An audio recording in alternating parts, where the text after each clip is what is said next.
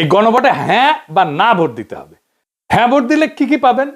আপনি 12টা জিনিস পাবেন। 12টা।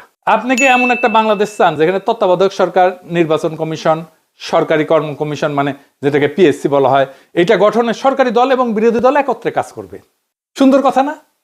2 নাম্বার, সরকারি দল ইচ্ছামতো সংবিধান সংশোধন করতে পারবে না। সুন্দর না কথাটা?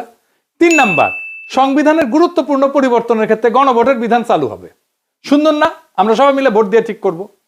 4 নাম্বার, বিরোধী দল থেকে ডেপুটি স্পিকার এবং গুরুত্বপূর্ণ সংসদীয় কমিটি সমূহের সভাপতি নির্বাচিত হবেন বিরোধী দল থেকে। সুন্দর না? যত মেয়াদী হোক কেউ সর্বোচ্চ 10 বছরের বেশি প্রধানমন্ত্রী থাকতে পারবে না। সংসদের নারীর প্রতিনিধিত্ব পর্যায়ক্রমে বাড়বে। ক্ষমতার ভারসাম্য প্রতিষ্ঠার জন্য পার্লামেন্টে একটা উচ্চ কক্ষ গঠিত হবে। দেশের বিচার ব্যবস্থা স্বাধীনভাবে কাজ করবে। সুন্দর কথা না?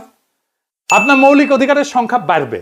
কি রকম একটা মৌলিক অধিকার হইতেছে, ইন্টারনেট সেবা কখনো বন্ধ করা যাবে না, এটাকে মৌলিক অধিকার হিসেবে ঘোষণা দিবে। তার হাসিনা এটা বন্ধ করে দিছিল। দণ্ডপ্রাপ্ত অপরাধীকে রাষ্ট্রপতি ইচ্ছা মতো ক্ষমা করতে পারবে না। ফাঁসি দিলেও তো ক্ষমা করে দেয়, জেল দিলেও ক্ষমা করে দেয়। রাষ্ট্রপতি এবং প্রধানমন্ত্রী ক্ষমতার মধ্যে ভারসাম্য থাকবে। রাষ্ট্রভাষা বাংলার মর্যাদার পাশাপাশি অন্যান্য জাতিগোষ্ঠীর ভাষাও সাংবিধানিকভাবে স্বীকৃত হবে। সব সুন্দর কথা না? 12টা কথা। হ্যাঁ ভোট দিলে সবগুলা পাবেন, এই যতগুলো আছে সবগুলো। না ভোট দিলে কিছুই পাবেন।